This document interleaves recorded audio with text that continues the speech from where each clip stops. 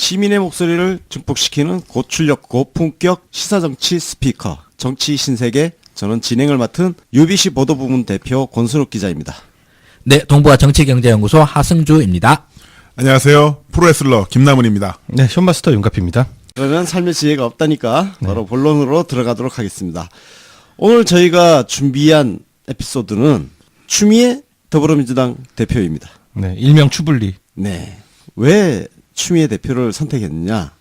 우리가 지난번에 이낙연 총리를 했잖아요. 네. 그래서 어쨌든 우리 문재인 대통령을 든든하게 뒷받침하고 있는 분들을 한번 집중 조명해보는 그런 약간의 시리즈? 네. 예, 그런 맥락에서 추미애 대표를 이번에 다루기로 했습니다. 사실 뭐 추미애 대표 하면은 과거에 좀 특히 우리 노무현 대통령 지지자라면 조금 밉상이었죠? 밉상입니다. 네. 네, 밉상이었는데 조금이 아니었죠. 네. 매우 밉상이었죠. 매우 그렇죠. 밉상이요. 매우 밉상이었죠. 근데 완전히 격세지감, 음. 천지개벽 수준의 반전이 있었습니다. 지금 추미애 당대표 인기가 굉장히 좋아요. 하늘을 네. 찌를 듯이 뭐 올라갔고요. 네. 제가 그 소셜 매트릭스 검색에서 네. 추미애라는 키워드로 검색을 해보니까 감성 키워드에 어떤 검색어들이 나오냐면 잘한다, 평화, 좋다, 놀라다, 궁금, 그리고 당당한, 높다 이런 식으로 이제 감성 키워드가 나오고 야, 긍정적인 단어들. 그렇죠. 제가 안철수를 넣어봤습니다. 네. 안철수를 넣어봤더니만 싸가지, 막말, 멍들다, 폭행, 반대하다, 논란, 충격, 심하다, 계란, 폭행. 조폭이야 뭐야? 자 여기까지만 말씀드리겠습니다. 제가 그렇게 열심히 밀었는데 아직까지 핫도그가 없다니. 예, 그렇습니다. 지금 우리 추미애 대표 반응이 참 좋아요. 그래서 어떻게 이 밉상 추미애라는 정치인이 사랑받는 민주당 당대표가 되었을까? 그걸 한번 정리를 해보도록 하겠습니다. 먼저 우리 추미애 대표 스토리 한번 알아볼까요? 네, 네. 누가 해주실래요? 직접 하시죠. 내가 하고? 나 혼자 떠들라고? 네. 아니, 이 사람들이 나를 막 부려먹네. 주소지가 네. 팍팍 써보시잖아요. 그래요. 추미애 대표, 여성 최초 지역구 5선 국회의원입니다. 아, 그 여성 최초예요? 예, 5선은 최초죠. 지역구. 그러니까 비례대표 없이 지역구에서만 5선은 최초입니다. 1958년 경상북도 달성군 출신이고 세탁소로 유명합니다. 세탁소 기억나죠? 딸. 네. 네. 예, 세탁소집 딸. 한양대 법대를 졸업하고 1982년도에 사법시험 합격했어요. 오, 85년도에 여기 캠퍼스 커플이었어. 서성환 변호사하고 7년 연애해가지고 결혼했어요. 이 DJ께서 예. 예전에 호남 당에서 대구 며느리 얻었다라는 표현을 썼잖아요. 그렇죠. 근데 실제로 또 호남 분이랑 결혼을 하셨네요. 네. 사실 이때만 해도 지역 감정이 굉장히 컸던 때예요. 예, 셌던 때거든. 경상도 부모님이 호남 사위 얻는 거 진짜 탐탁지 않았을 거야. 실제로 그랬다고 합니다. 더군다나 이 서성환 변호사예요. 이분도 고등학교 때 교통사고를 당해가지고 다리에 장애가 있어요. 호남 출신에 다리 장애까지 있고. 그러니까 참 저 TK 부모님이 좋아하셨겠어요. 근데 그 반대를 무릅쓰고 결혼을 합니다. 강단이 있네요. 예. 네. 진짜 멋지다. 그리고 판사를 하죠. 판사를 하다가 김대중 대통령이 호출을 합니다. 호남 사람인 제가 대구 며느리를 얻었습니다. 고맙습니다. 신의 한 수였던 것 같아요. 네. 김대중표 캐스팅에 거의 뭐 베스트가 아니었나. 판사 시절에도 뭐 강단 있는 판결도 많이 했는데 이거는 그냥 패싱하고 가겠습니다. 패싱이란 단어 참 유용하네요. 써먹긴 좋다. 네. 여튼 그래서 95년도에 정계 입문을 해가지고 95년 8월 27일 새정치국민회의 입당합니다. 96년 총선에 광진구 지금 현재 지역구죠. 네. 예, 출마해서 초선 국회의원이 되고 추다르크라는 별명으로 유명하잖아요. 그렇죠. 그게 보니까 자기가 그 지역 감정에 맞서 대구를 구하는 잔다르크가 되겠다라고 연설을 해서 생긴 이름이네요. 네. 우리 노무현 대통령이 지역 감정하고 지역주의와 네. 싸웠는데 추미애 대표도 같은 사실, 전쟁을 하고 네, 있었던 거예요. 그렇죠. 대구 출신이 호남당에 입당해서 그때는 호남당이라 그랬잖아요. 네. 참 쉽지 않은 선택을 한 거죠. 자, 뭐 쭉 그렇게 뭐 잘 나갔어요. 네, 진짜 그 당시 민주당에서 이제 우리 민주당 매니아들은 거의 뭐 김대중 정권에서 노무현 정권 초반으로 넘어올 때까지 진짜 최애캐였다고 볼 수 있을 것 같아요. 네. 추미애하면 우리 모두의 뭐 영남 사람이건 호남 사람이건 김대중 정부나 노무현 정부를 지지하는 사람들 눈에는 하트마크가 뿅뿅. 그랬던 기억이 또 새롭네요. 네. 옛날 자료들 보니까. 그렇습니다. 그리고 절정기를 향해서 달리죠. 네. 그때가 사실 돌아보면 굉장히 정치 인생의 화려한 시절이었어요. 진짜 리즈 시절. 네. 지금도 물론 리즈 시절이지만 그때 2002년이 네. 정말 추미애 국회의원 네, 리즈 시절이었습니다. 노무현을 제일 먼저 지지하고 나온 사람은 천정배 의원으로 알려져 있는데요. 가장 공이 많았던 사람 하면은 거의 뭐 추미애가 1등 공신, 특등 공신이 아니었던가 싶습니다. 왜냐면은 그 국민참여동 운동본부를 만들어서 희망돼지 저금통 사업을 성공적으로 이끌어냈거든요. 네. 그때 그 그 별명이 네. 돼지 엄마. 돼지 엄마. 그때 저도 네. 돼지 됐어요. 나도 그랬었고 진짜 많이 모았던 것 같아요. 네. 그래서 노무현 대통령도 추미애를 이제 정치도 동지로 여겼고 한간에는 뭐 후계자 중에 한 명으로도 여겼다. 뭐 이런 이야기 나올 정도로 굉장히 유력한 인물로 올라가기도 했었잖아요. 사실인데 그 노몽단일화가 깨지던 그날에도 노무현 당시 후보가 이런 연설을 했습니다. 그 정몽준 쪽에서 막 우리 저기 정몽준 후보도 연단에 올려주세요 막 이러니까 당시 노무현 후보가 너무 앞서가지 마십시오. 민주당에도 좋은 후보 많습니다. 저기 정동영 후보도 계시고 저기 추미애 의원도 계십니다. 네. 라고 말할 정도로 추미애를 거의 뭐 오른팔로 생각하고 다음 후계자로 생각했던 정황도 있습니다. 그렇죠. 그래서 그게 사실상 마지막 유세 장면이었는데 마지막 그게 유세였죠. 명동이었어요. 예. 거기에 정몽준이 약간 삐친 거야. 네. 삐친 것 같습니다. 그리고 지지 철회 선언이 나옵니다. 그렇죠. 예. 꼭 그것 때문은 아니겠지만 근데 만약에 지지철의 선언이 안 됐더라면 더 골치 아팠지. 그 정몽준을 우리가 계속 끌어안고 있었을 거 생각하면 갑자기 근데 제가 이게 당시에 자료들을 되게 많이 찾아봤는데요. 사실 그것 때문에 삐진 게 많다고 합니다. 또 이게 누구지도 김은국이 그때 네. 같이 다 소주 마시면서 막 엄청나게 오만을 들쑤시면서 어떻게 이럴 수가 있습니까? 그래서 했다고. 예. 굉장히 직접적인 원인은 또 맞아요. 예, 그렇죠. 네. 정몽준이 그때 이제 뭐 무슨 장관 자리 내놔라. 내각 반 뜯어가려고 한 거예요. 근데 노무현 대통령이 그렇게는 못하겠다. 네. 어. 문체부 장관 김은국 어우, 만날 수 있었는데 진짜. 나 흥국이랑 좀 친한데 아쉽습니다. 친목지 더 할 거야. 자, 그렇게 노무현 대통령 당선과 함께 사실 유력한 차기 후보로 등극을 한 거예요. 사실은 네. 정동영, 추미애 이렇게 네. 예, 유력한 후보로 등극을 했는데 자, 그 탄핵이 발생합니다. 노무현 대통령 탄핵. 그때 후일담이긴 한데요. 아시는 분은 아시는 얘기인데 추미애 당시 이제 의원이 하도 어깃장을 놓고 탄핵에까지 막 참여하고 막 이러니까 우리 다들 아신 대로 노무현 대통령이 그런 게 있잖아요. 사람 안 챙기는 거. 그건 다들 알잖아요. 그래서 측근한테 물어봤대요. 아니 추미애 저기 의원 왜 저러십니까? 진짜 모르는 거야. 그래서 왜 그러냐고 하니까 그게 대통령 되신 다음에 전화 한 번 안 주셨다고. 저쪽은 저쪽대로 독이 올랐다. 이런 얘기가 있어요. 그러니까 당시 노무현 대통령이 뭐라고 하셨는지 아세요? 뭐라 그랬어요? 아니 이제 내가 전화 드리려고 했는데 그만큼 무심한 거야. 이 추미애 의원은 우리 당시 진짜 우리가 좋아하긴 좋아했는데요. 당시엔 좀 덜 익었다고 볼 수도 있어요. 어떻게 보면은. 성숙되지 네. 않은 아니 무슨 자리를 달라는 게 아니라 그래도 대통령 만들고 희망돼지 사업했는데 전화 한 번 안 준 거야. 그거 사실 노무현 대통령의 좀 결함으로 볼 수도 있는 부분입니다. 어떻게 보면. 그래서 열린우리당이 만들어질 때 네. 추미애 의원은 따라가지 않고 네. 민주당에 남습니다. 거기까지 명분이 있었어요.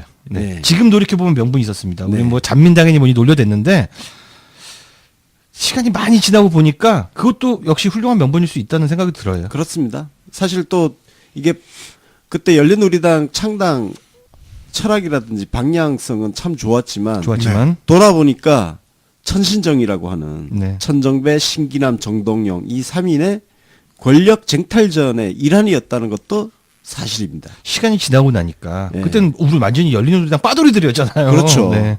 시간이 지나고 나니까 저 그때 정동영을 엄청 열렬히 지지했었습니다. 아 그래요. 오. 그때 사실 다 그러지 않았나요? 한번 맞아요. 기억 한번 네. 되살려 보세요. 인정합니다. 왜냐면은 열린우리당 만들었을 때 유시민 작가가 선봉에 서가지고 정동영 당의장 만들기 위해서 선거 운동을 했었어요. 그랬던 것 같기도 하고. 네, 그렇기도 그렇습니다. 하고요. 예. 천정배도 너무 이미지가 좋았고요. 전 또 신기남 의원하고 또 친하게 지내고 천신정이니까 진짜 트로이카였죠. 네. 혁신의 트로이카들이었습니다. 한때는. 그때 왜 음. 다 이렇게 눈이 멀었었죠? 그러니까 근데 시간이 뭐 그때는 또 그때대로 그랬었죠. 네. 근데 사실 그 지금 와서 이제 잔민당을 네. 아이 너무 놀리 좀 미안하다 그러긴 하지만 또 당시에 잔민당 면면을 보면 네. 맞습니다. 정말 아주 골 때린 인간들 다 모아놨었어요. 진짜. 지금의 국당 사람들이랑 굉장히 네, 비슷합니다. 네, 맞아요. 그렇습니다. 네. 지금 딱 국당이죠. 예. 네. 그래서 그때 천신정의 명분도 참 좋았고 처음에 정말 정동영 당의장 그 선거할 때 당의장 초대 당의장이잖아요. 멋있었어요. 네. 그때 유시민 작가가 나서서 정동영 당의장 만들려고 선거 운동을 했을 정도고 네. 제가 그때 서프라이즈 편집장 할 때였거든요. 네. 그래서 제가 그게 생생하게 기억을 합니다. 유시민 작가가 진짜 열심히 선거 운동을 했어요. 네. 근데 저기 방금 남무님이 그런 얘기했잖아요. 그러던 사람들이 왜 이렇게 됐느냐?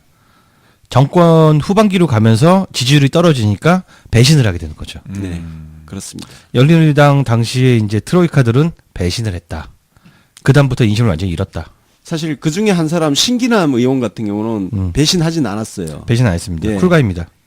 굉장히 그래도 끝까지 노무현 대통령 편에 서가지고 갔던 정치인인데 네. 지난해 그 2016년 총선 때 막판에 흑역사를 만들어 그러니까 버렸어. 진짜 어디서 누가 불러주고 알아주지 않아도 스탠스 되게 잘 지켰었고 신기남 의원이 되게 좀 쿨했던 게 뭐냐면은 제가 이제 당시에 이제 또 백수잖아요. 백수니까 같이 만나서 맥주도 한잔 하고 그러면은 아이 윤카피 이리 와봐 막 그러면서 하면서 내가 이제 아주 부탁드릴 게 있는데요.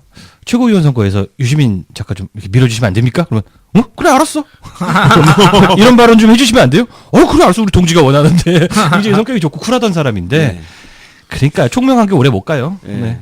그 작년 그 왜 탈당해가지고 공천 탈락했잖아요. 그러니까요. 네. 그 탈당해가지고 그때 추하더라고. 출마하니까 이렇게 해서 마지막 남은 천신전 중에서 마지막 남았던 신기남 네. 마저 망가지는구나. 그랬던 기억 나고요. 하여튼 그 당시에 추미애 대표는 민주당에 남았습니다. 그리고 탄핵이 일어나죠. 2004년도에 그렇습니다. 그때 참여했다는 이유로 그 뒤에 엄청나게 정치 인생이 고난의 길로 들어서게 됩니다. 그렇죠. 근데 추미애 대표가 이렇게 해명을 합니다. 저도 이번에 이제 자료를 모으면서 알았는데 당시 그 탄핵 당시에 추미애 대표가 삼불가론을 제시했대요. 탄핵 반대했대요. 예, 그게 사실이죠. 예.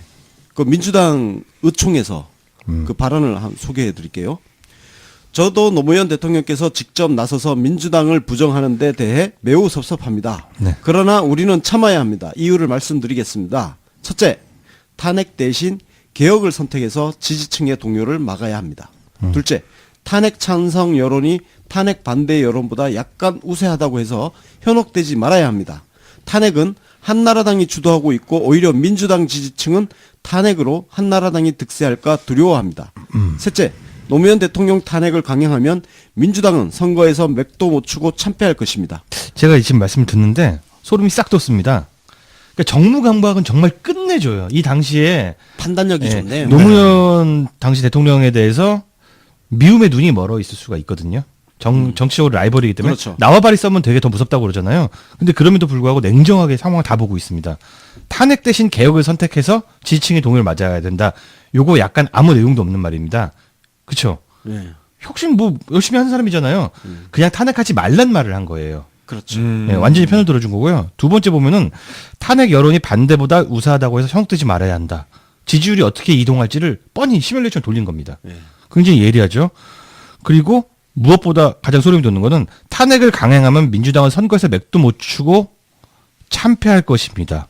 정확하게 내다보고 있어요. 예. 네, 실제로 그렇게 일어났죠. 네, 실제로 그렇게 일어났습니다. 그러니까 사실 그 민심을 정확하게 읽고 있었던 거예요. 그 민심을 읽는 걸 떠나서 민심이 어떻게 이동할지까지 같이 보고 있다. 예측까지. 그게 정무적인 감각을 정말 끝내주는 사람입니다. 그러나 여기서 우리가 저기 칭찬하는 거긴 하지만 그러나 흑역사도 같이 퍼올려 드리도록 그렇죠. 하겠습니다. 예, 흑역사도 또 이제 설명을 해야죠. 네. 그 저기 추미애 의원이 당시에 이런 얘기를 하면서 탄핵하면 우리 작살난다. 그리고 뻔히 알면서 탄핵에 동참했고 거기서 유명한 조선일보 펼쳐드는 사진으로 한 그렇죠. 100만 번 이상 까이고 그러한 다음에 정치는 진짜 그런 짤 하나 남기면 정말 끝장나는 건데요. 예.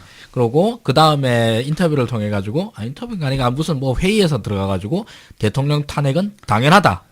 노무현 대통령의 탄핵 사유는 줄이고 줄여도 책자로 만들 정도라고 네네. 하는 흑역사 발언을 하신 바도 있습니다. 이런 흑역사 발언은 회수가 안 되는 것이죠. 네. 예. 근데 이제 추미애 대표는 또 이렇게 또 해명을 해요. 결국 당론에 따르겠다. 그러니까 정당인인 거야. 뭐랄까 그때 당시에 보면 감옥에 가 있던 네. 국회의원들도 있었는데 그 사람들 표까지 긁어 모아서 탄핵을 하겠다고 하니까 그렇게까지 해야 되겠냐. 범죄 혐의로 수감된 사람들이 대통령 탄핵에 가담한다는 게 말이 되냐. 내가 차라리 그냥 당론에 따르겠다. 네. 내 표를 그냥 주겠다. 네. 뭐 이렇게 약간 자기 변호를 하고 있습니다. 네, 악역을 하겠다는 이야기인데요. 예. 어쨌든 간에 그 당시에 추미애 의원이 탄핵의 주범이라고 보이는 것도 크게 틀리진 않는데 진짜 주범은 사실 민주당 당시에 조순영 대표라고 할 수 있을 것 같아요. 그렇죠. 조순영은 거의 완전 눈이 멀었어요. 네. 정무적 판단도 없고 복수심에 완전히 불타는 상태였습니다. 증오만 남았죠. 심지어는 뭐라고 했냐면은 한나라당보다 더 열심히 찬성을 해야 탄핵 주도권을 우리가 가져간다. 뭐 이 정도면 거의 뭐 정치 하루 이틀 하고 말 사람도 아닌데 진짜 심했고 그 지도부에 좀 많이 끌려다녔던 부분도 있다. 네, 뭐 여기 이 부분에서는 저는 실드 불가입니다. 네. 사실은 여기 추미애 의원의 정치 인생에서 뭐 영원히 흑역사로 남을 그렇습니다. 지점이고, 네. 그리고 이거는 이때 노무현 대통령의 탄핵은 대한민국뿐만 아니라 전 세계 정치 역사상 기록에 남을 만한 네. 정치적 이벤트였기 때문에 여기에서 어떤 선택을 했는가 하는 죽을 때까지 끌고 갈 수밖에 없습니다. 이거는. 네, 맞습니다. 그러니까 감안할 점만 한번 짚어본 거고요. 네. 그거 자체를 실드한다는 건 불가합니다. 사실 그 당시 정말 탄핵 불가를 외쳤다면 저는 마지막까지 반대표를 던졌어야 한다고 생각해요. 그럼요. 그렇습니다. 당연하죠. 예. 왜냐? 실제로 민주당에 그런 정치인이 있었습니다. 그게 바로 이낙연. 이낙연 총리입니다. 네. 예. 그래서 이거는 뭐 사실 정치는 결국 자기의 말과 행동으로 평가받는 것일 수밖에 없으니까요. 이런저런 뭐 변명들, 뭐 사정들 뭐 다 고려한다 하더라도 탄핵의 찬성표를 누르는 순간 뭐 그거는 당연히 자기 오점으로 남을 수밖에 없는 거죠. 네. 지을 수 없는 오점이 맞죠. 네. 자, 그렇게 해서 결국 2004년 9월 미국으로 떠납니다.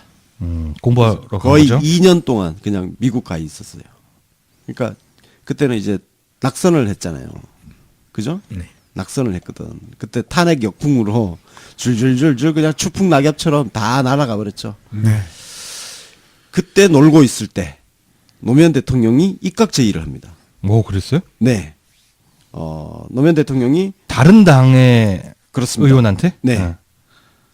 환경부 장관, 통일부 장관 이렇게 두 번이나 입각 제의를 했어요. 안 받았습니까? 당연히 안 받았지. 안 받았으니까 받았죠. 내가 모르고 있지. 네, 안 받았죠. 네. 네. 근데 이제 솔직히 받고는 싶었지만 이게 민주당하고 열린우리당이 관계도 좀 그렇고 네. 그 상황에서 서로 막 이렇게 반목하고 있는 상황에서 자기가 장관으로 가는 게 모양새가 좀 그렇다는 거죠. 네.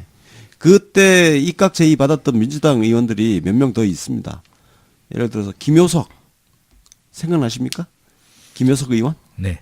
예, 김효석 의원도 한때 교육부 장관 제안을 받기도 했었어요. 그러니까 노무현 대통령이 열린우리당 창당으로 이렇게 쪼개진 걸 다시 봉합하기 위해서 그런 노력을 하셨던 거죠. 그러니까 이거를 당시 소연정이라고 불렀던 거 아닙니까? 그렇습니다. 네. 나름 연정을 하려고 시도를 했던 거죠. 그때 이제 민주노동당도 원래 연정 대상에 넣었었는데 워낙 개판치고 뭐 아예 한나라당하고 연대하니까 민노당이 그때 한나라당하고 같이 연대해가지고 장관 날리고 그랬잖아요. 네. 기억나시죠? 그때 국방부 장관. 연대했던 연대의 모습을 전했던 그 TV 뉴스 짤이 지금도 돌고 있죠. 네. 예. 여러분 그 정의당은 그런 법통을 가진 역사를 가진 정당입니다. 네. 그래서 우리가 괜히 지금 정의당 견제구 날리는 거 아니에요. 예, 역사가 있기 때문에. 그때 그 노회찬 맹활량 했잖아요. 네. 노회찬님 저 다 기억하고 있어요. 어쩜 좋아요. 그러게 우리 이런 거 뒤끝이 있어. 기억력이 네. 좋아 너무 지나쳐서 문제야. 조금만 기다리세요. 하승주 박사님, 하승조 박사님 모두 다 안철수 대표님 다음으로 노리고 있습니다. 네, 그렇죠? 저 우리는 책 하나 써도 되게 괜찮을 것 같아요. 그러니까 정치 신세계 뒤끝 정치학 이런 거. 자, 워낙 이런 흑역사가 있기 때문에 이제 시간을 한번 건너뛰어 볼게요. 작년 당대표 선거 네. 누구 지지했어요 처음에? 저부터 얘기할까요? 저는 추미애 지지를 했습니다. 왜? 저는 원래 칼 같은 정무 감각 아닙니까? 스탠스의 귀시에. 그게 왜 그랬냐면은 제가 이유는 다는 제 추미애 지지하는 글을 엄청나게 많이 올리고 또 나름대로 여론도 움직였다고 생각하는데요. 그걸 까먹었네. 까먹었는데 그때 그런 생각이 있었어요.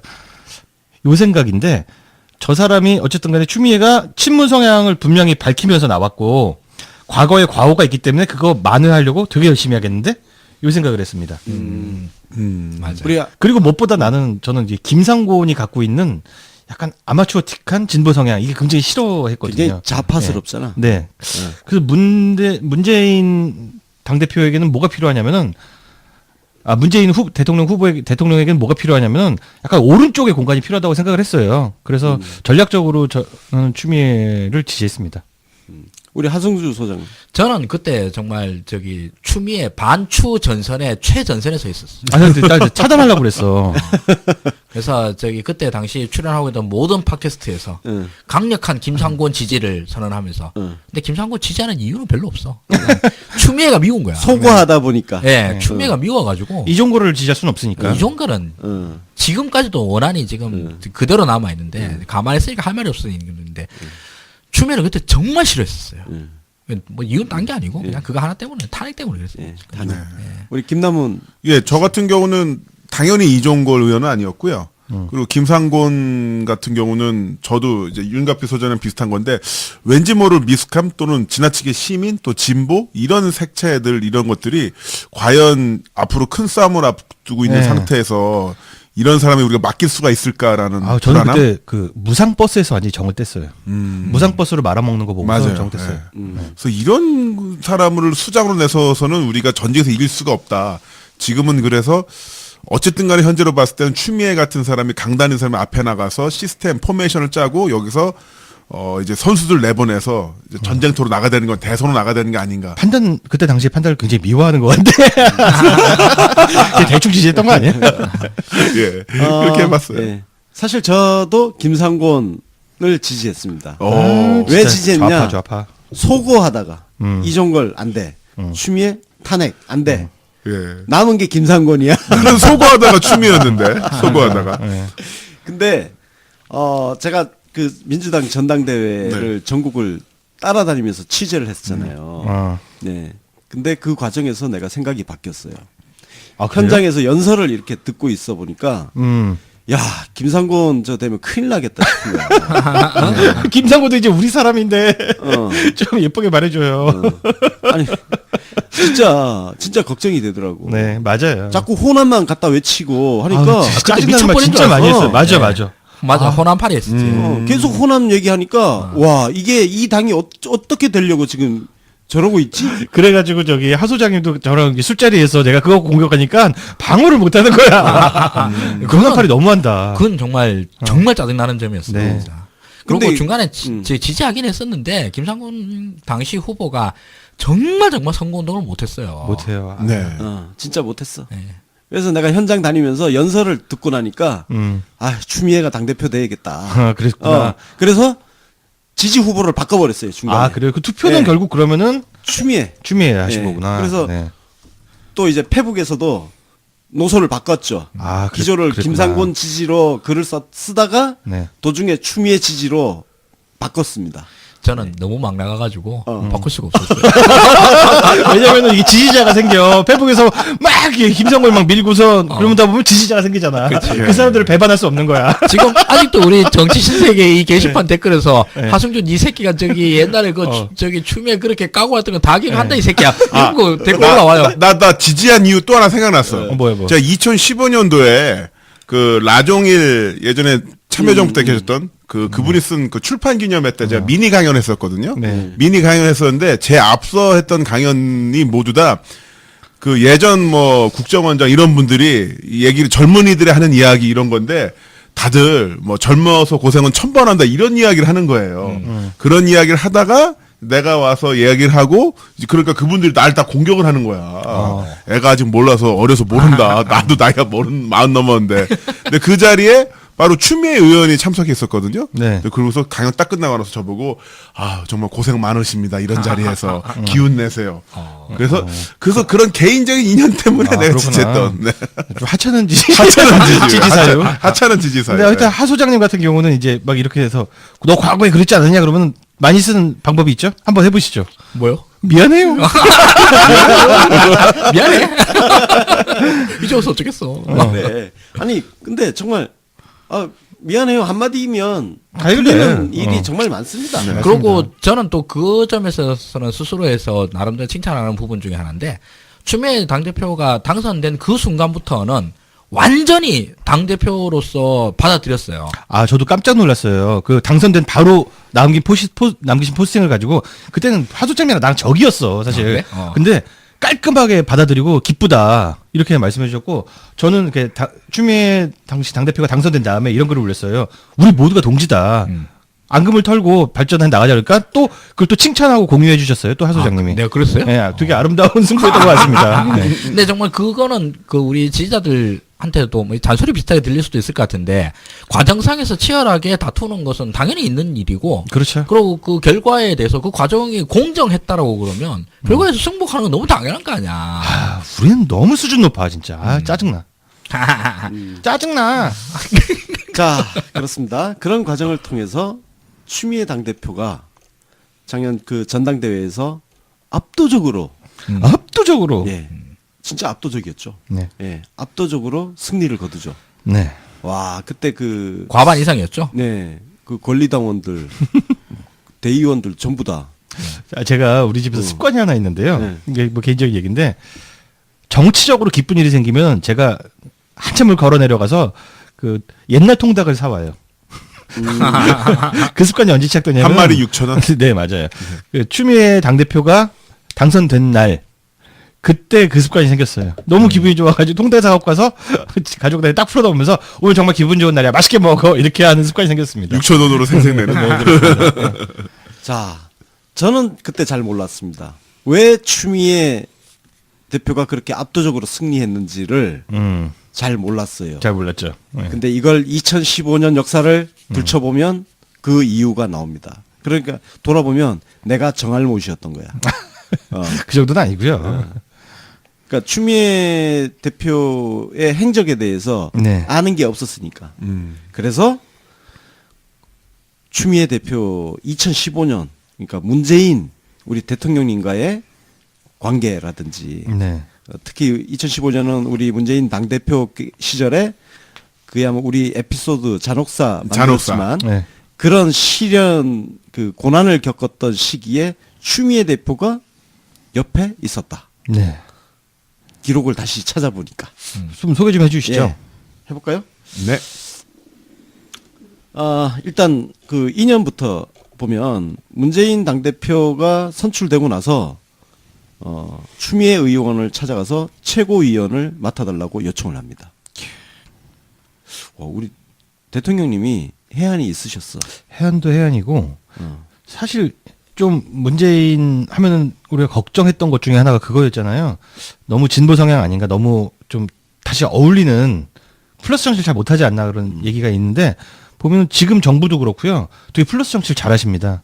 추미애부터 잡고 순서대로 가는 거예요. 이때 그 최고위원 제안했을 때 당시 그 보좌진들은 반대를 했대요. 수락을 반대했대. 이유가 뭐냐면 호남표를 위해서 맡아달라고 하는 것 같은데 이미 선출직 최고위원도 한 적이 있으니 지명직 최고위원을 다시 하는 것은 격에도 맞지 않는 것 같다. 이런 이유로 반대를 했대. 근데 추미애 대표가 이렇게 응수를 했다고 합니다. 지금 그런 것 따질 때인가? 호남의 지분을 노리는 세력은 계속해서 문재인 대표를 흔들 것이다. 그러면 당의 미래는 없다. 똑똑하다. 그러면서 최고위원을 수락을 했다고 합니다. 야, 이런 일이 있었네. 네? 이게 재밌네요. 박지원이 그걸 반대한 거야. 여기서부터 이제 네. 생겼구나. 그러니까 추미애라는 파이터 리더에 대해서 박지원도 탐을 내고 있었고 굉장히 중요하게 삼국지 때문에 맞출 정도 되는 인사를 뺏겼다고 생각을 한 것 같아요. 야, 이게 추미애 당대표가 박지원하고 계속 날 세웠잖아. 역사가 있네. 그죠? 지금 조금 전 그게 역사네요. 그러네요. 뿌리가. 여기서부터 시작이. 네. 자, 그리고 이게 추미애 대표가 그때 그 2015년 그때 문재인 당대표를 막 여기저기서 흔들 때 특히 이제 동교동계라고 할 수 있는 권노갑 상임 고문이 이 김대중 대통령님 묘소를 참배하면서 이상한 말을 합니다. 어떤 말을 하냐? 네. 관행상 주류 60% 비주류 40% 배합한 정신을 문재인 대표가 이어나가기를 바란다. 나눠먹게 하자는. 그러니까 대놓고 나눠먹게 하자는 거야. 아니 근데 문재인은 자기 사람이 빵명이었는데 뭐 더 이상 어떻게 나누면 6대4로 나누면 땡큐죠. 차라리. 이걸 정당 정치 관행이래. 그러니까 추미애 대표가 여기에 대해서 진짜 그게 김대중 대통령님 묘소에 가서 할 소리냐? 시원하다 그거는. 어떻게 묘소에 가서 그런 이야기를 하느냐? 하여튼 그래서 일가를 했습니다. 그 권노갑 의원이 지금 국당에 가 계시죠? 그렇죠. 거기서 6대4 정신 잘 실천하고 계신가 지금 묻고 싶습니다. 6대4 권노갑 선생. 이제 호 하나 생겼다. 네. 6대4 권노갑 선생. 육사라고 불러도 괜찮을 것 육사. 같아요. 육사. 두 글자가 좋아요. 권육사. 자, 그리고 또 추미애 최고위원의 어떤 강단이 발휘됐던 부분이 있었죠. 바로 2015년 그 4.29 재보선 때 새정치민주연합이 전패를 했습니다.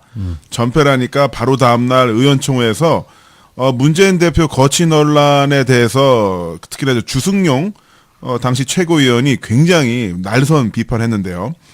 이번 선거 결과에 대해서 어떻게 책임지겠다는 건지 국민 앞에 분명한 입장을 밝히라면서 우리 모두 물러나지 않겠다면 최소한 패권 정치 청산 약속 등 구체적 방안을 실천해야 된다면서 바로 문재인 대표가 있는 상태 직격탄 날렸습니다.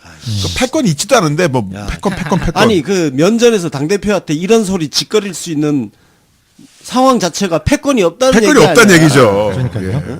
그때 또 어떤 얘기를 했냐면 문재인이 당대표가 되면 친노에게 불이익을 주겠다고 했는데 과연 친노가 불이익을 받았느냐.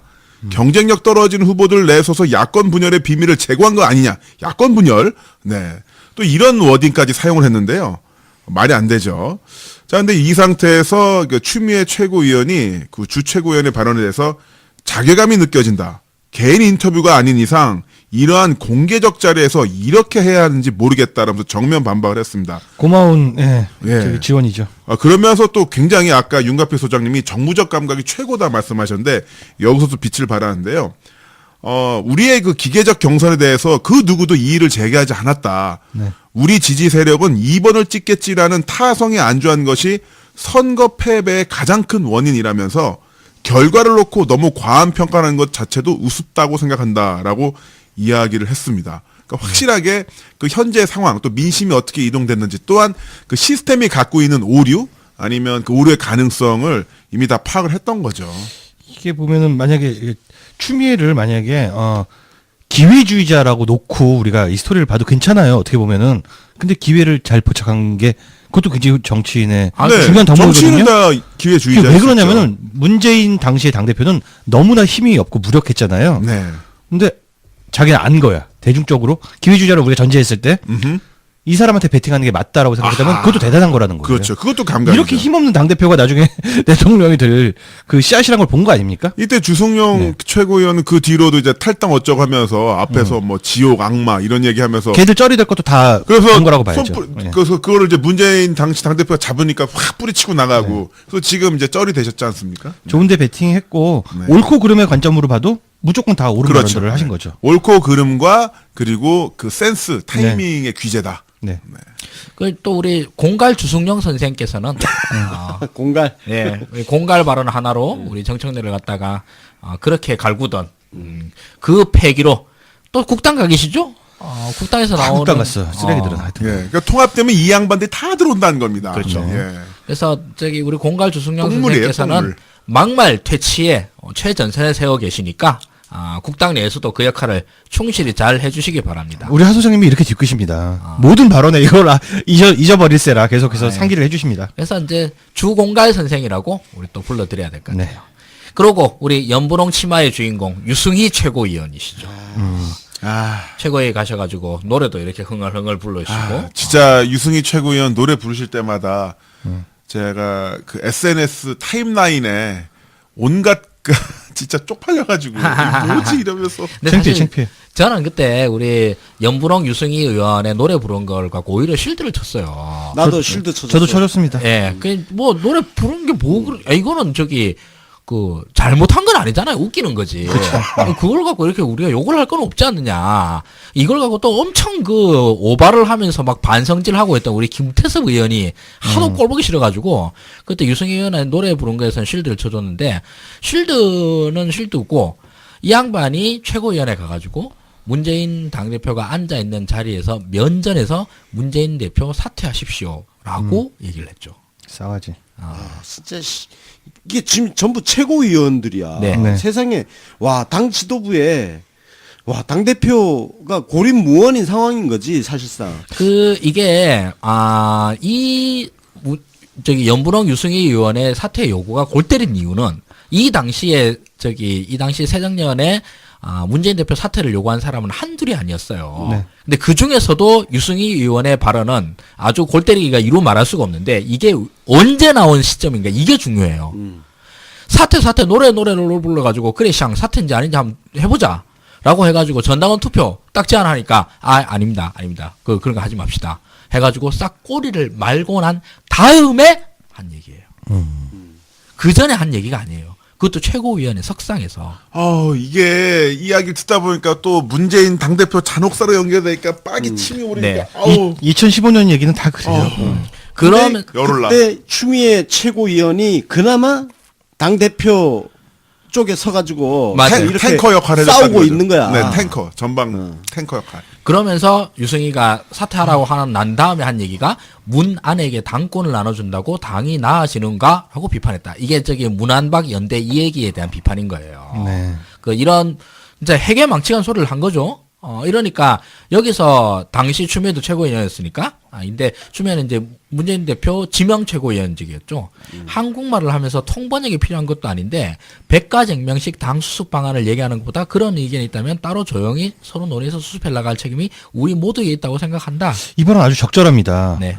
왜 언론 플레이를 하면서 싸우냐고. 할 말이 있으면은 전화로 하면 되지. 카톡으로 하면 되지. 그러니까 당내 분란을 갖다가 노출시키고 하는 거에 대해서 일침을 놓은 거죠.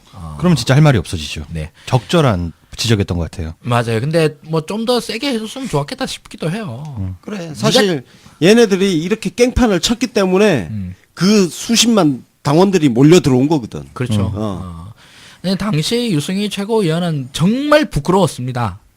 연분홍 치마 노래가 부끄러웠던 게 아니라 그 최고위원회 자리에서 그 당원들의 투표로 선출된 당 대표를 무작위 적으로 사퇴하라고 이렇게 요구하는 이런 장면에서 정말 부끄러웠고 그 옆에서 조용히 귓속말로 사퇴하십시오라고 속삭였던 이종걸 의원님도 역시 마찬가지로 매우 부끄러웠습니다. 자, 그래서 이종걸에 대해서도 추미애 최고위원이 직격탄을 날립니다. 네. 예. 그때 이종걸 기억하시죠? 네. 폐업.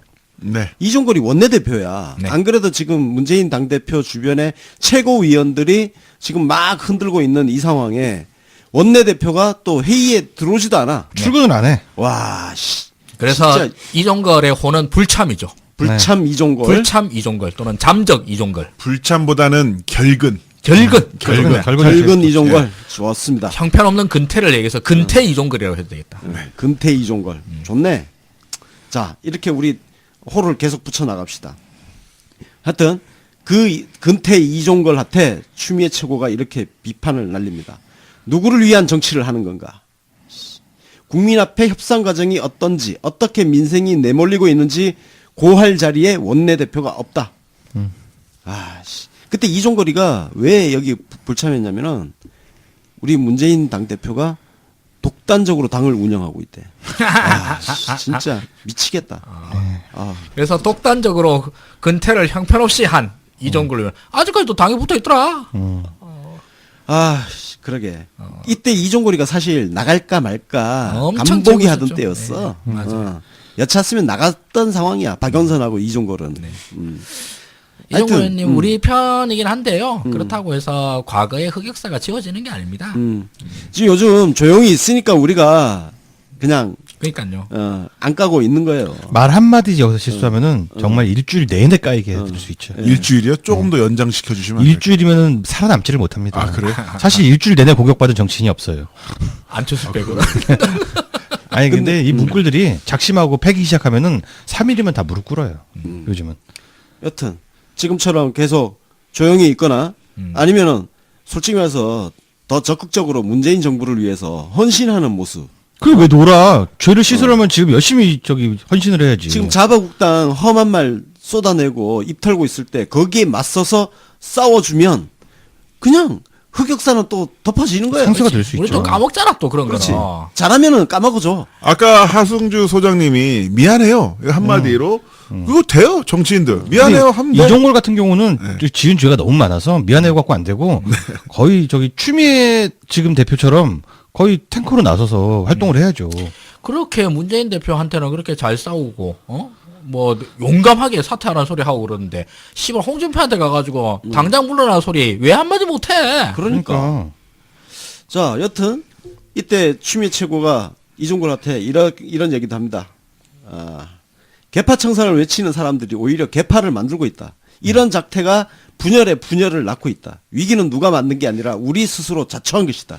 이때부터 이제 발언이 좀 수위가 좀 세지고 더 공격적이네요. 왜냐면 이게 이제 국민의당 이 창당 그 탈당이 임박했을 시점이에요. 네. 그만합시다. 지칠 대로 지치지 않았습니까? 나부터 통합하겠다는 자세가 필요합니다. 우리에게 필요한 것은 남 탓이 아니라 자기 성찰이다. 네. 어우, 말 참 잘한다. 네. 그리고 당시에 추미애 최고위원은 그 희대의 캐릭터 우리 찰스도 아주 후드로 깠죠. 그 안철수의 당시 2015년 당시의 행패는 이루 말할 수 없었어요 정말. 안철수한테 네가 그럼 혁신위원장을 맡아서 당 혁신을 한번 해봐라 그러니까 하기 싫다. 그리고 맨날 도망다니면서 옆에 가서 이 혁신 안 되고 김상현 혁신안 다 나오고 나니까 이 혁신안 받아들일 수 없다. 이러고 또 하고 혁신 전대에서 나를 당대표로 뽑아달라. 이런 개소리를 하고 있었을 때 이때 추미애가 그냥 이 안철수를 보고 그 당시에 민주당 의원들이 씨발 몸을 사려. 안철수 야 이 개새끼야 이 소리를 왜 아무도 못해. 그렇잖아요. 그 소리 할 때 그런 소리가 필요할 때 아니 하는 게 뭐 어렵나. 당에서 해야 될 일을 네가 안 맡았잖아 안철수. 근데 왜 밖에 나가서 딴소리를 하고 있느냐라고 하는 굉장히 당연한 소리를 추미애 최고위원이 당시에 했었었죠. 당시 문재인 대표가 제안했던 혁신위원장과 인재영입위원장을 고사했던 것을 언급하면서 당내에서 해야 될 일은 맞지 않으면서 밖에 나가서 여야를 싸줘봐 기득권 정치라고 매도하는 것은 새 정치가 아니다. 이게 추미애의 발언이었죠. 네. 이후에 안철수, 김한길 등 탈당파 전원에게 공격을 날리는데요. 이런 레토릭을 썼습니다. 호적 함부로 바꾸는 게 아니다. 라는 레토릭을 썼는데 좋다. 워딩 좋네. 제가 이제 저는 추미애가 이제 문재인을 위한 칼이 될 거라고 생각했기 때문에 지지한 거예요. 인격이 마음에 들어서는 아니고. 근데 이때쯤에서 제가 생각을 좀 바꿨는데, 추미애 정치 역전 그래도 일관성이 있다. 뭐 탄핵이라는 씻을 수 없는 죄는 있지만 어떤 일관성이냐면은 당의 분열을 막는 데 있어서는 몸을 안 가린다. 몸을 사리지 않고 싸운다라는 점입니다. 이런 얘기를 하는데 탈당파들한테 제가 다른 일정으로 동교동에 가지 못했는데 적어도 이희호 여사님은 최초의 정권 교체를 위해 전국 유세를 다닌 분이라면서 김대중 대통령이 만든 이 당을 안에서 흔들고 밖에서 파괴하는 세력에게 절대 힘을 실어줄 일 없다. 무슨 얘기냐면요. 이렇게 얘기할 수도 있어요. 감정이 격앙되니까 나 같으면 나가라. 나는 문재인을 지키겠다. 이렇게 할 수도 있지만 이 마지막 멘트마저도 이런 내용입니다. 나가지 말아라는 얘기를 하고 있는 거예요. 그런 면에서 통합파로서의 좀 과격하지만 어떨 때는 과격하지만 통합파로서의 그 일관성이 있다. 민주 세력에 대한 그걸 좀 고민하는 정치인이라고 할 수 있을 것 같아요. 사실 내가 이때 당시에 추미애 최고위원이 이런 말을 했는지 진짜 몰랐어요. 그러니까 내가 작년 전당대회에서 추미애 당대표한테 그렇게 압도적인 표가 간 그 배경을 내가 정확하게 몰랐던 거죠. 그러니까 마일리지를 굉장히 차곡차곡 쌓아나가고 있었던 겁니다. 이런 식으로 해서 그 당시부터 이제 문꿀들의 마음을 사로잡고 있었던. 그렇죠. 네. 왜냐하면은 온 사방이 지금 문재인 당대표를 흔들고 있는데 이때 추미애가 계속 당대표 방어막 네. 역할을 해주고 있었고. 그러고 보면 당시에 문재인 당대표의 그 탱커 역할을 해줬던 분이 추미애 최고위원 말고 또 계셨나요, 사수장님? 그때 최고위원회 있었을 때 정청래 하다가 날아갔잖아. 네. 아, 이게 왜 그러냐면은 추미애 친문들이 저는 지금 사실 그때 당시에 친문들한테 불만이 있긴 있습니다. 근데 친문이 나서면은 친문 패권주의 소리 들을까봐 움츠러들었잖아요. 근데 추미애는 당시에 프리포지션이었던 거지. 네. 나 친문 아닌데? 근데 니들 잘못하는 건데? 라고 하는 말에 힘이 실릴 수밖에 없는 입장. 얼마든지 꺼리낌 없이 발언할 수 있었던 좋은 포지션에 있던 것도 그 사실이고요. 친문 포지션이 아니었던 게 또 어떻게 보면 그 이전에 탄핵에 찬성했던 네. 그것도 약간은 그 그 원죄가 있는 거죠. 원죄가 있기 때문에 또 약간 풀이했던. 그게 네. 알리바이를 만들어준 거죠. 약간 인간관계가 좀 재밌게 꼬이네요. 좋다. 예, 그것 때문에 나는 계속 추미애 까고 있었고. 아유, 그러니까 나도 그것 때문에 그냥 반대하고 있다가 이 뒤끝이 긴 게 좋을 때도 있는데 뭐 이렇게 뒤끝이 너무 길다 보니까 네. 이런 변화를 그래 뭐 씨발 그래봐야 뭐 이제 탄핵 추미애 아니냐 이런 거가 있었죠. 그러니까 이제 끝까지 마음을 못 열었던 거지. 그래도 난 유연하게 그 전당대회 과정 속에서 확 바꿔버렸잖아. 근데 난 저기 사실 김상곤 지지하면서도 첫째로 이러면 호남파리 때문에 골치 아플 뻔했죠. 완전 이제 미쳐버리겠더라고 진짜. 당의 행운인 것 같아요. 김상곤은 어쨌든 간에 지금 그 문재인 정권에서 소중하게 잘 쓰이고 있고 네. 그러니까 어떤 자리에 앉느냐 문제인데 맞아요. 추미애가 이 자리에 앉은 거는 우리 당의 복이었던 것 같아요. 네. 그렇습니다. 그- 유일한 대안이었던 것 같아요. 네. 그 당의 복일 뿐만 아니라 대한민국 전체의 복이라고 생각하는데 자연스럽게 우리 탄핵 국면으로 넘어가 보죠. 예. 네. 당대표로 당선이 되고 탄핵 국면에 넘어갔는데 너무 잘했어. 예. 저는 너무 진짜 잘했어요. 이전에 있었던 추미애에 대한 뭐 이런 저기 좀 서운한 게 아니지. 그때 있었던 화나는 감정 이런 것들이 탄핵을 거치면서 저는 영국 가방권 부여해요. 네. 추미애에 대해서. 그때 실적들 드라마틱하다. 여러 가지가 있는데 제가 기억나는 게 뭐냐면 부역자 프레임을 만들어냈어요. 네, 맞아요. 그러니까 추미애 당대표가 하는 말 웬만한 것들은 다 프레임화될 정도로 섹시한 워딩을 되게 잘 뽑아. 그리고 되게 적확해요. 부역자란 말은 정말 와 저쪽을 완전히 공지에 몰아넣었던 이게 그런 프레임이고요. 착 붙죠. 그렇죠. 우리 얼마나 재밌게 놀려먹었을까. 그러니까. 부역자 새끼들. 적폐 부역자 새끼들.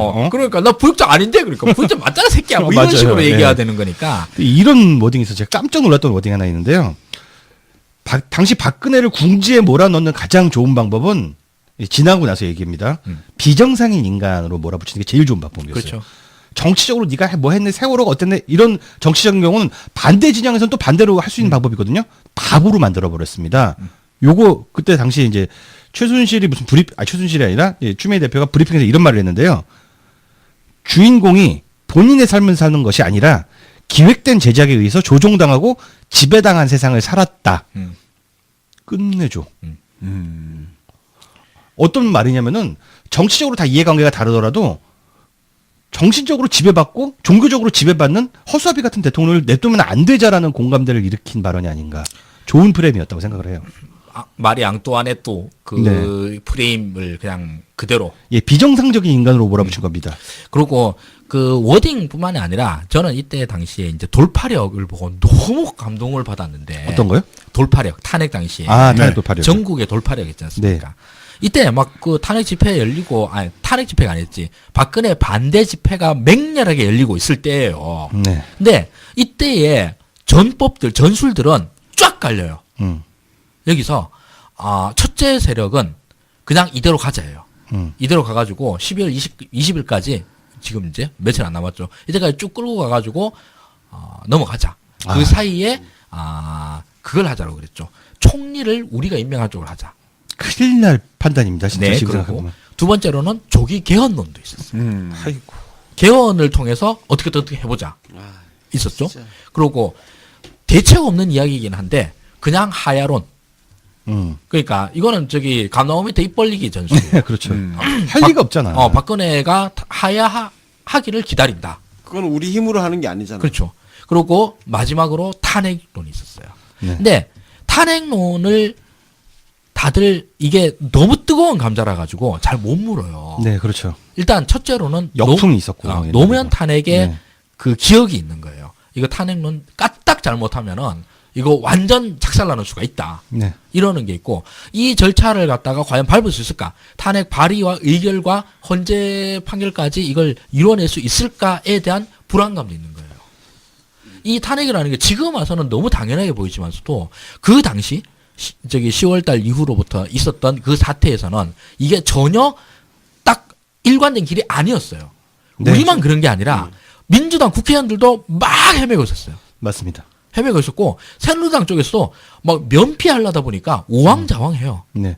너무 레디컬한 주장이었어요. 그렇죠. 당시의 탄핵은. 근데 저는 그 당시에도 오만 논쟁들을 다 겪었었는데 그때 이제 서영석이 더 비평하면서 그 저는 또 맨날 했던 게 저기 자진 하야론 이거랑 싸웠는데 씨발 네. 자진 하야론이면 제일 좋은 건 누가 모르나 안 하니까 문제지.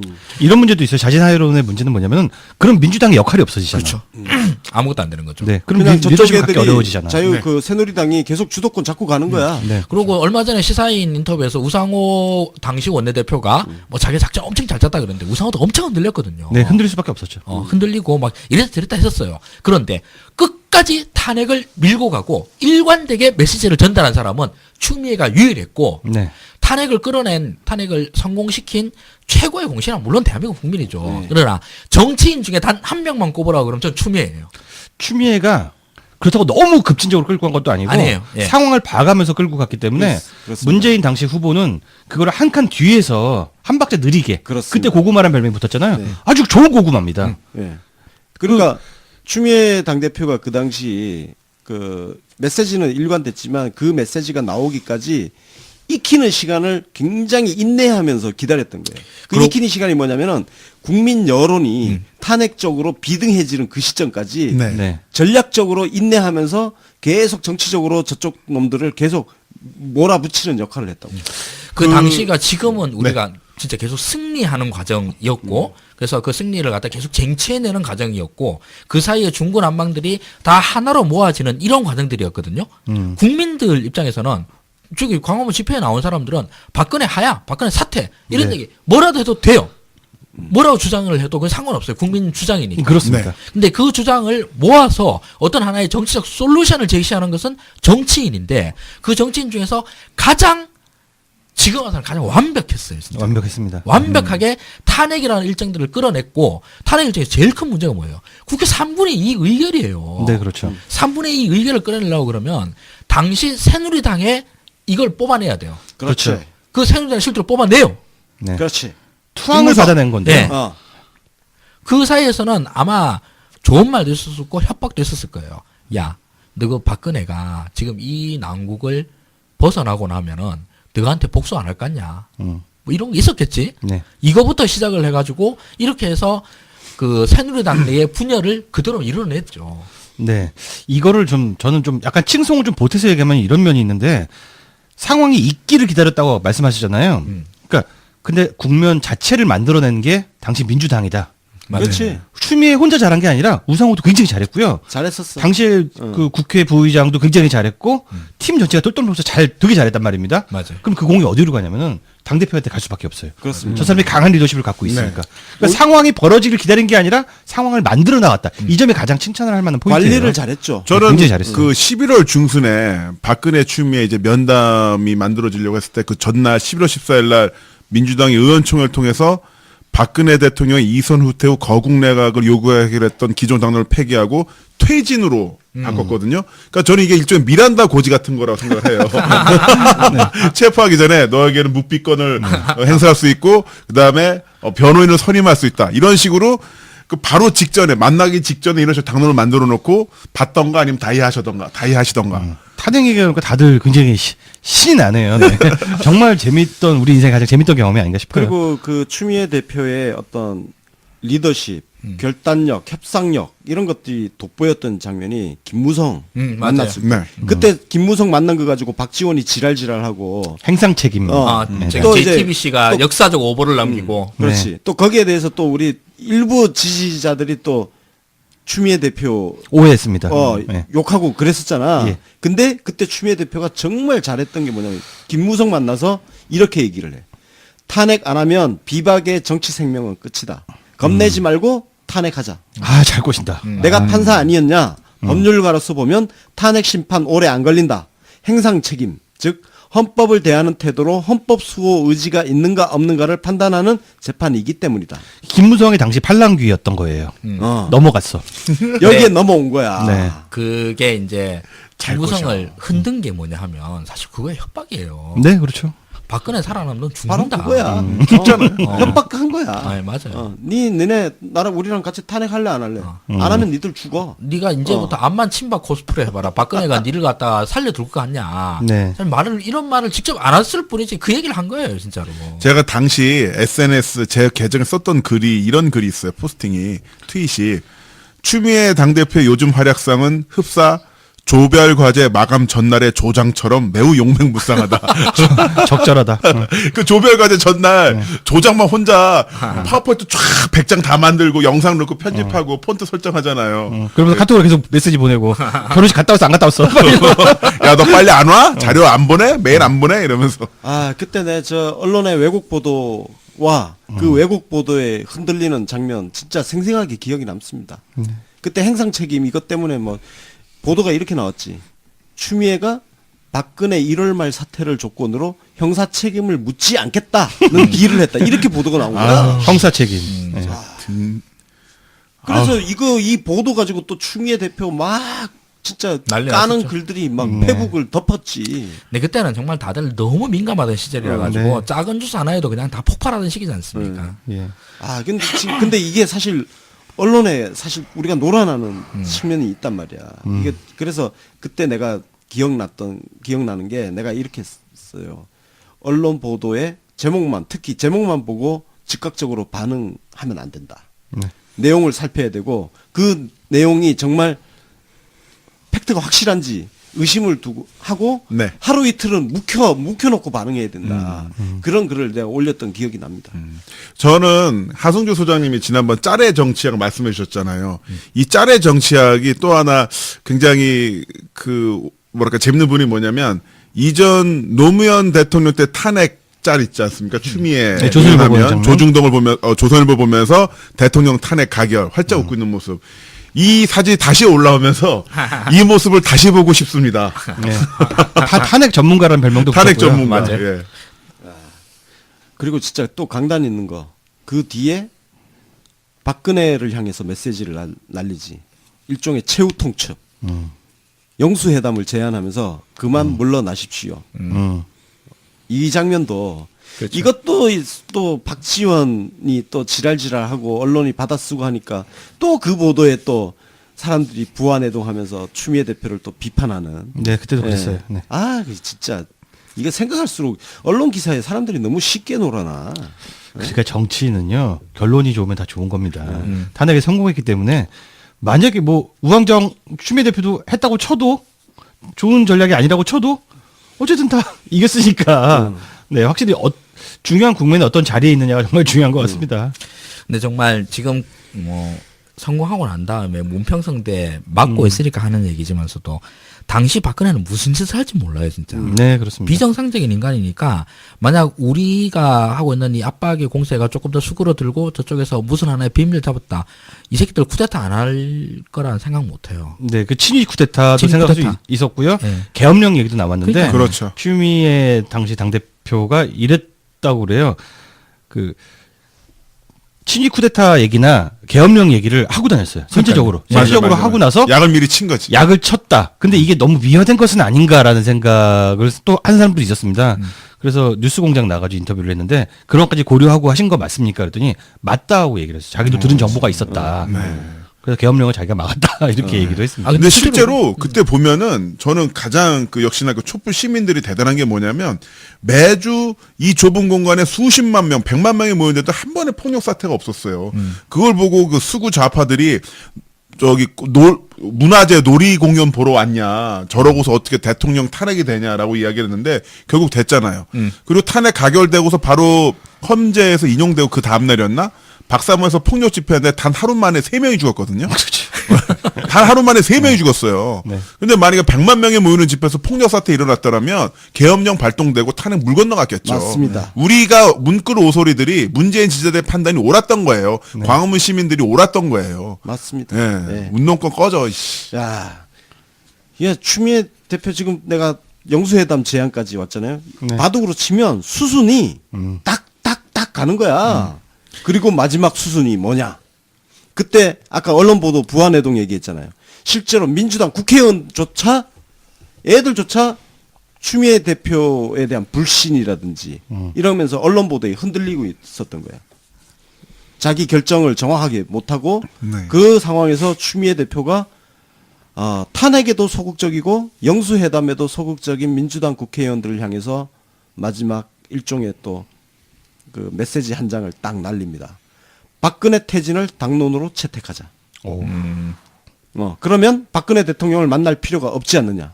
그러니까 내 영수회담 제안에 대해서 뒤에서 비판하지 말고 그러면 아예 탄핵을 당론으로 채택하자. 선택해.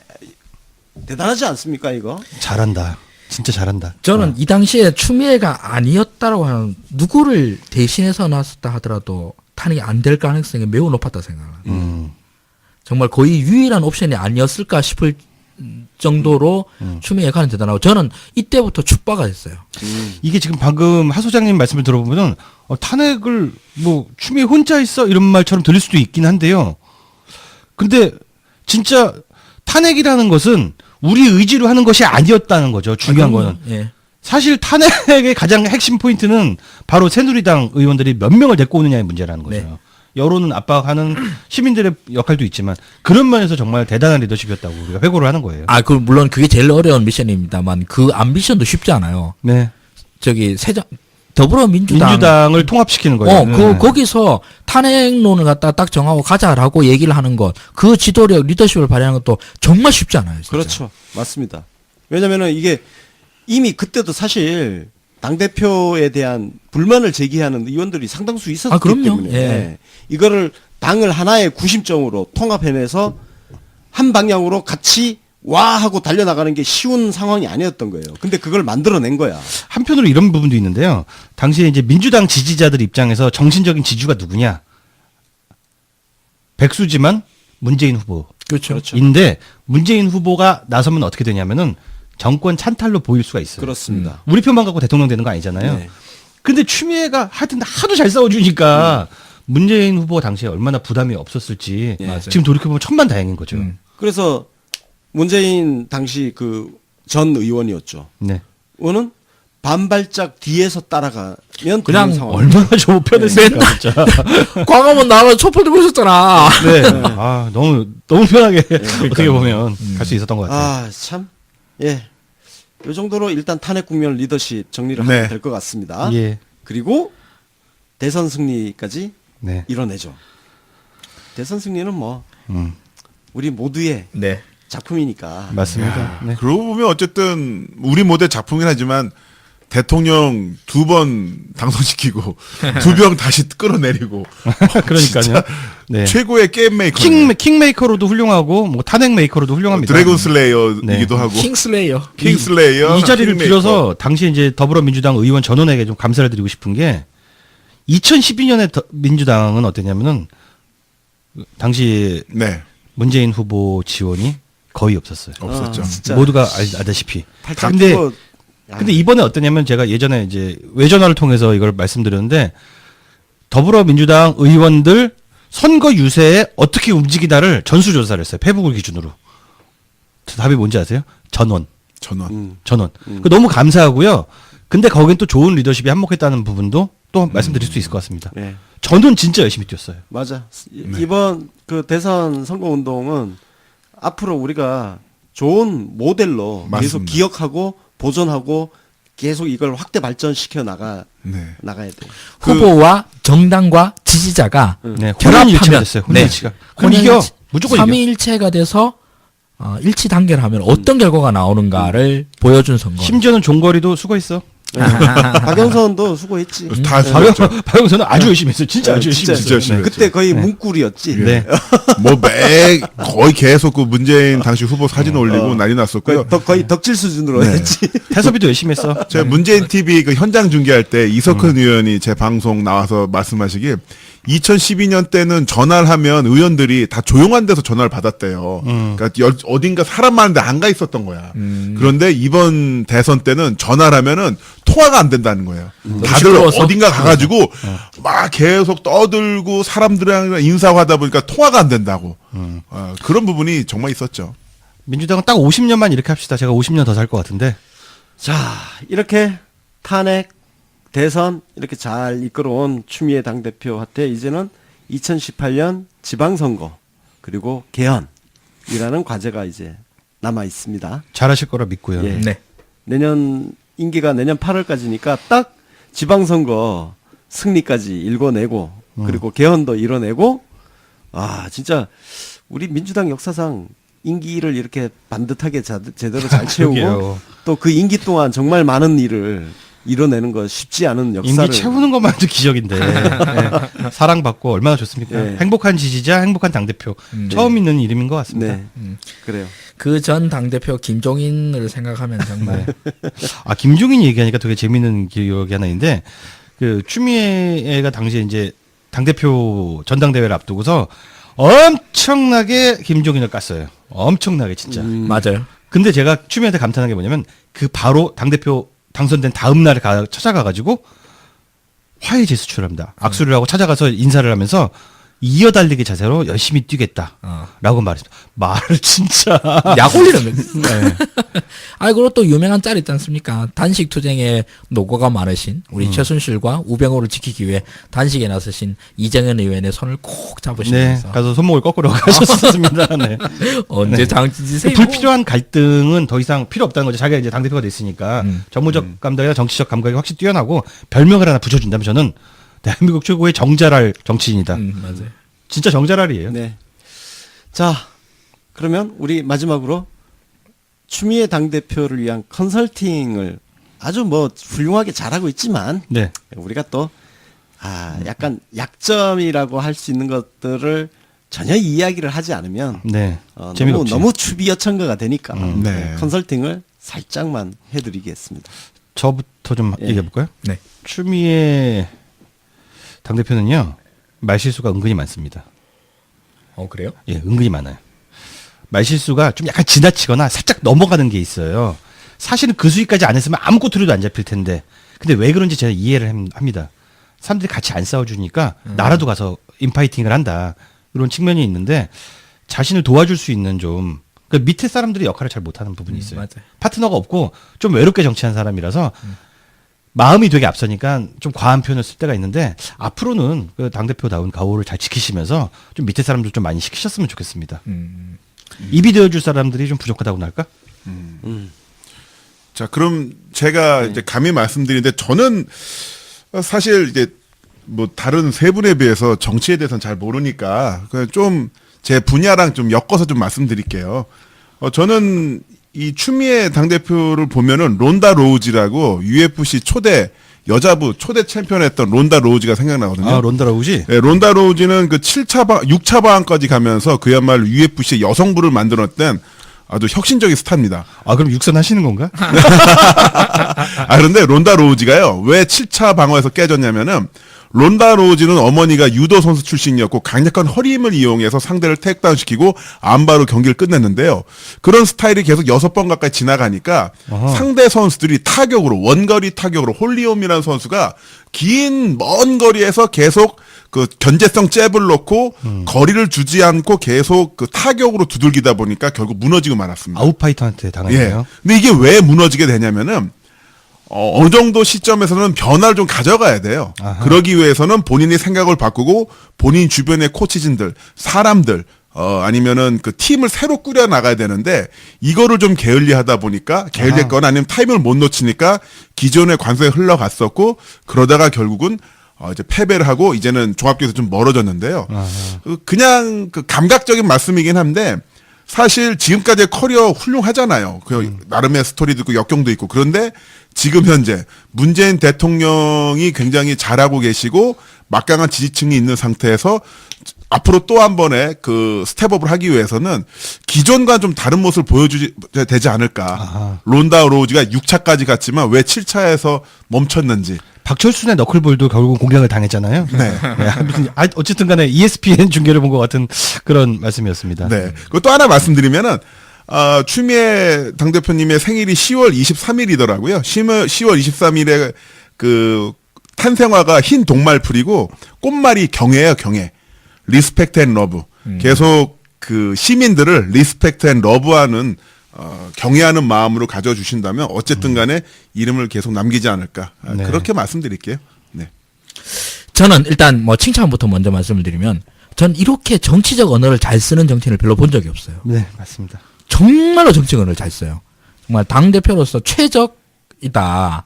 고 생각. 정말 그 페이스북에서 남기시는 글을 보면서 한마디도 더 빼고 덜고 할 것도 없다 할 정도로 완벽한 문장을 구사하시고 법률가와 정치가 굉장히 행복한 결합이다라고 생각을 해요. 근데 그 요까지는 칭찬이고 뭐 컨설팅을 하니까 웃기는데 저보다 정치를 한 100만 배 좀 잘하시는 분이니까 컨설팅을 할 건 아니고 그런데 그 당내 세력화라고 그러죠. 네, 이게 좀 부족하지 않나 이런 느낌은 좀 많이 들어요. 그렇습니다. 예, 추미애 대표를 위해서 몸을 던질 사람이다. 저 사람은 이런 사람이 누군지 모르겠어요. 현재 주요 당직자라고 임명되어 있는 분들을 봤어도 추미애를 위해서 뭐 뭐든 하겠다. 뭐 이러는 그를 보이는 의원들이 잘 모르겠어요. 좀 리베로다. 자, 우리 하승주 소장님의 이야기를 내가 받아서 그 측면에서 당 대변인단 교체 또 그 얘기. 해주십시오. 네. 예, 네. 당 대변인단이 아닌 말로 그동안 지금 추미애 당대표가 국민의당 쪽하고 날선 공방을 많이 했잖아요. 그것 때문에 또 당 내에서는 당 대표가 왜 저렇게 우리 협치를 해야 되고 좀 저쪽 도움을 받아야 되는데 관계를 자꾸 악화시키는 역할을 하냐 이렇게 비판을 또 한다고 그래요. 그러면 그 측면에서 대변인단은 도대체 뭐하냐. 대변인단 논평을 보면 물에 물 탄 듯 술에 술 탄 듯. 대변인단이 그렇게 하니까 당 대표가 전면에 노출되잖아요. 네. 대변인단이 당 대표의 입이 되어줘야 되지. 그러니까 자기들이 먼저 최전선에 나가서 칼을 맞더라도 적을 향해서 칼을 날리고 총을 쏘고 하는 역할을 하는 게 네. 대변인단 아닙니까? 네. 지금 자바국당 대변인단 보세요. 우리를 향해서 얼마나 맹렬하게 공격을 합니까? 근데 우리 대변인단은 방어를 하는 것도 아니고, 저희들을 공격하는 것도 아니고. 진짜 월급쟁이 대변인 같은 느낌이 들죠. 그러니까 허구한 날 추미애 당대표가 전면에 계속 노출이 되는 거야. 이거는 나는 대변인단이 당대표를 위해서 일하는 게 아니라 자기 자신을 위해서 일을 하고 있다고 판단을 하는 거예요. 네. 그래서 당대표를 위해서 헌신하고 앞에서 칼 맞을 수 있는 그런 대변인단으로 꾸려야 된다. 그 아까 2015년 문재인 당대표 굉장히 어려울 때 추미애 최고위원이 탱커 역할을 해줬는데 그렇습니다. 그렇다면 지금 추미애 당대표에게 누가 탱커 역할을 해줄 것인가? 그 역할을 지금 아무도 안 하고 있는 거예요. 그 증거가 뭐냐 하면 당 대표가 막말한다고 비난을 받아요. 당 대변인이 막말한다고 비난을 받은 적이 없어요. 원래 당대변인이라는 게 다 저격수들 아니겠습니까? 맞습니다. 파이터들이라 해야 되죠. 아니 그러니까 지금 대변인단이 아주 점잠 빼고 앉아 있어요. 당 대표는 막말 한다고 그런 욕먹고 거를 있는데. 부자 몸조심이라고 하죠. 어유 내가 말 한마디 했다가 뭐 50% 지지율이 49% 되면 어떡해? 뭐 이런 느낌인 것 같은데 그러다가 이제 가는 비에 가는 거예요. 이 저기 파이터들이 전면에 나서주지 않으면 네. 우리 최고 사령관이 맨 앞에 나가 싸워야 돼요. 그렇습니다. 그런데 이제 한마디 좀 드린다면은 꼭 대변인단이 날선 언어, 센 언어를 써야 되는 뜻은 아닙니다. 논리적으로 혹은 희화화시켜서 아니면 절묘한 경구를 써서 저들을 궁지에 빠뜨려야 된다는 거죠. 그렇죠. 뭐 욕을 하고 막 이런 게 저격수들의 역할은 아닙니다. 네. 그러고 보니까 진짜 최근 더불어민주당의 어떤 당 대변, 또 대변인실에서 뭔가 워딩이라든가 기찬 내용이 와서 어디 SNS에서 회자되고 RT되고 네. 기억이 없네요. 공유가 안 돼. 왜? 허. 왜냐면은 의미 있는 언어들이 없기 때문에 공유가 안 되는 거예요. 해도 되고 안 해도 되는 논평들만 줄줄이 네. 나오고 있죠. 섹시한 말만이 살아남습니다. 사실 정치적 언어는 더욱 그렇습니다. 그래서 그러네 진짜. 대변인단이 최전선에 서줘야 당 대표가 보호를 받고 네. 당 대표가 보호받는 게 문재인 대통령이 보호받는 거예요. 네, 그거 같은 사실 얘기죠. 그렇죠. 그동안 문재인 대통령이 최전선에 노출되지 않았던 것은 추미애 대표가 막말한다는 소리를 비판을 받아가면서 앞에 서줬기 때문이에요. 그렇죠. 근데 추미애 대표도 보호를 받아야 된다고. 누구로부터? 대변인단인들이 추미애 대표를 보호해줘야 될 거야. 그거는 대변인단이 최전선에 서줘야 되는 거예요. 야당과의 분쟁이 나와가지고 막말한다고 해서 대변인이 잘리는 게 영광이지. 그렇죠. 최장수 대변인 하면서 원만한 언어를 구사하는 게 영광이 아니지 않습니까? 부상이 없는 파이터네. 부상이 없는 파이터. 그러네요. 부상이 없는 파이터면 뭔 파이터야? 계속 링에서 계속 도망 다니면서. 그러니까 부상이 없는 파이터가 무슨 파이터야? 저는 뭐 이 얘기 관객으로 내려와야지. 이렇게 정리하고 싶은데 지금 우리가 이야기한 것들이 뭐 정치인세계 뭐 강경파로 많이 알려져 있고 센 거 좋아하는 걸로 알려져 있는데 그런 강경파들의 주장이 아니라 그냥 일반론을 말씀드린 겁니다. 그렇죠? 맞아요. 그냥 일반론이에요. 다 아는 얘기입니다. 우리 시간이 꽤 됐습니다. 아, 그래요? 이것도 우리 추미애 역시 그래도 비중 있는 정치인이니까 분량이 길어질 수밖에 없네요. 근데 오늘 재밌는 얘기도 너무 많이 나왔던 것 같아요. 그렇습니다. 저도 이제 이걸 준비하면서 몰랐던 사실도 많이 알게 됐고, 네. 이 방송을 청취하시는 분들도 추미애라는 한 정치인의 을 알게 되는데 좀 많은 도움이 되었으면 합니다. 이 에피소드 시작하기 전에 카피가 이거 뭐 우리 뭐 하지? 뭐 이렇게 말 제일 많이 해. 아, 형, 나 모르니까 형들이 얘기해요. 나 사실 그랬어요. 네. 그렇게 하시더니만. 네. 자, 그러면 이 정도에서 정리할까요? 네. 네. 수고들 하셨어요. 네. 자, 지금까지 저는 진행을 맡았던 UBC 보도부분 대표 권순욱이었습니다. 동부와 정치경제연구소 하승주였습니다. 프로레슬러 김남은이었습니다. 네. 프로 따봉러 윤갑이었습니다. 감사합니다. 고맙습니다. 고맙습니다.